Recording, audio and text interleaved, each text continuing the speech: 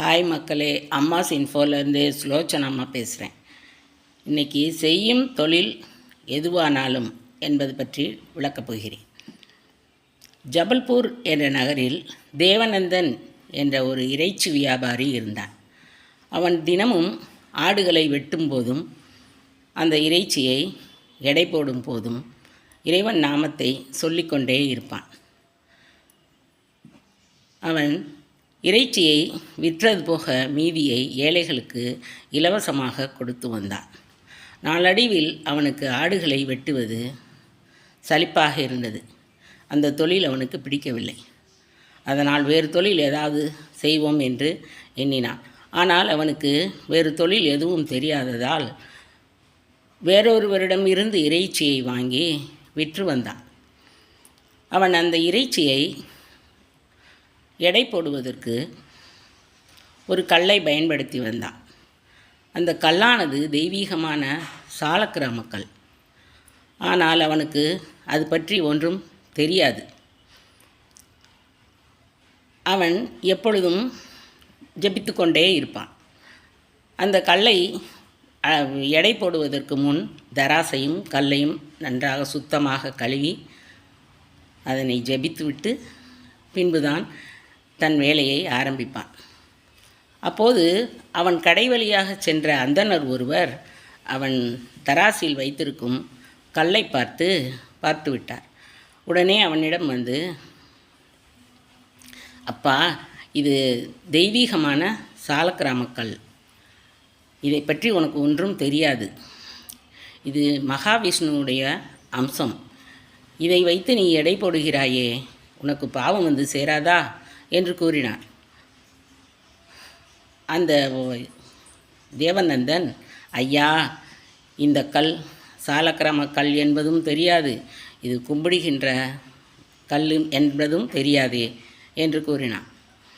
இறைச்சியை விற்கும் உனக்கு தெரியாது, சரிதான். இந்த கல்லை தினமும் சுத்தமாக நீராட்டி சந்தனம் குங்குமம் வைத்து பூக்கள் துளசி வைத்து நெய்வேத்தியங்கள் செய்து ஆராதிக்க வேண்டும், தினமும் ஆராதிக்க வேண்டும். ஆனால் இறைச்சியை விற்கும் முன்னால் இதையெல்லாம் செய்ய முடியுமா? முடியாது. அதனால் நீ அந்த கல்லை என்னிடம் கொடுத்து விடு என்று கேட்டார். அவனும் சரிதான் என்று அவரிடமே கொடுத்து விட்டான். அந்த சாலக்கிராம கல்லை வாங்கி சென்ற அந்தணர் தன் வீட்டில் இருக்கும் மற்ற மூர்த்திகளுடன் வைத்து தினமும் முறைப்படி வழிபாடு செய்து வந்தார். ஆனால் சாலக்கிராம கல்லில் இருக்கும் பெருமாளுக்கு இந்த அந்தணர் வீட்டிற்கு வந்தது பிடிக்கவே இல்லை. ஏனென்றால் அவன் தினமும் அந்த இறைச்சி கடைக்காரன் தினமும் ஜெபித்தபடியே இருப்பதால் அந்த ஜெபத்தில் அவர் தன்னை மறந்து இருந்தார். ஆனால் இவன் வீட்டில் ஐயர் வீட்டில் அந்தணர் வீட்டிற்கு வந்த பிறகு பூஜை எல்லாம் செய்தாலும் அவன் செய்வது போல் அவருக்கு பிடிக்கவில்லை. அதனால் ஒரு நாள் அந்தணர் கனவில் வந்து, நீ ஏன் என்னை இறைச்சி கடைக்காரனிடமிருந்து கொண்டு வந்தாய்? அவன் எப்போதும் என்னை ஜெபித்து கொண்டே இருப்பான். தினமும் என்னை எடுத்து நீராட்டி அவன் உடைகளால் துடைத்து என்னை தராசில் வைப்பான். அதோடு கூட அவன் என்னை எடுத்து அவனுடைய உடையில் துடைக்கும்போது அன்போடு செய்வது எனக்கு அவன் மென்மையாக ஆலிங்கனம் செய்வது போல் இருக்கும். அதனால் எனக்கு அவனுடைய அன்பும் தூய பக்தியும் தான் பிடித்திருக்கிறது. உன் வீட்டிற்கு வந்தது எனக்கு பிடிக்கவில்லை. நீ எப்போதும் பஞ்சாமிர்த அபிஷேகம், பாலபிஷேகம் எல்லாம் செய்து கொண்டு தான் இருக்கிறார். பலவிதமான நைவேத்தியங்களையும் வைத்து படைத்து ஆராதனை செய்கின்றார்.